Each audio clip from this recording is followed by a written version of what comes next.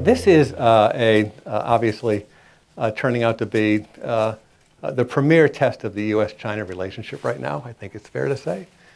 We have a situation in North Korea which is a first-class security challenge. It's emerged over the course of many years. What's happened, though, in the last couple of months is that it's become clear that across a number of dimensions, that the North Korean program is proceeding faster than most analysts expected it would. And that's what the confrontation is, I think, at this point, and why it's become such a prominent issue in Asia and again and globally. The administration's announced in a number of places essentially a peaceful pressure campaign is the way it was phrased in a Wall Street Journal piece written by Secretary Tillerson and Secretary Mattis about 3 or 4 weeks ago in the Wall Street Journal. Basically a maximum pressure campaign, working principally with China, but with others around the world in terms of pressuring the North Koreans to get on a path towards resolution of the issue. I think that pressure campaign should be accelerated, and I think we have a model, and the model is essentially is the Iran pressure campaign that was run in the period between between the Bush 43 administration and the Obama administration over the course of several years, in terms of really presenting regime-threatening levels of pressure against, in that case, Iran, to bring them to the table to seek a negotiated end. And I think we should be accelerating that pressure.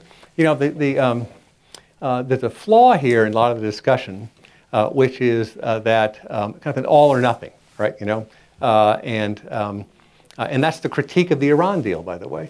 Basically, well, we have this transactional arms control deal with Iran, but it doesn't solve the problem that Iran is still a malign force in the world, still a principal source of terrorism in the world. That's not the purpose in toto of an arms control deal, and we shouldn't throw away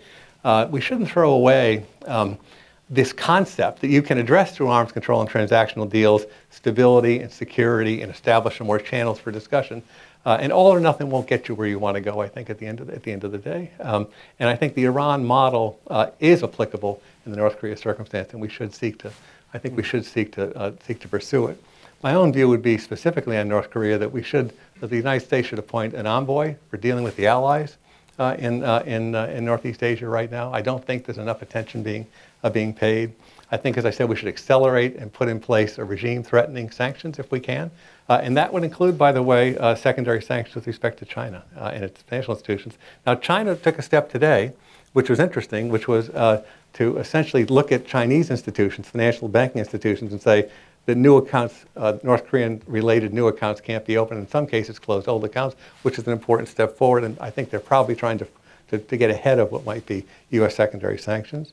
We need additional missile defense assets in the region, additional military assets generally, and we need a deep dialogue with China about various scenarios. It is at the beginning of that section of my talk, it really is kind of an acid test of the U.S.-China relationship going forward.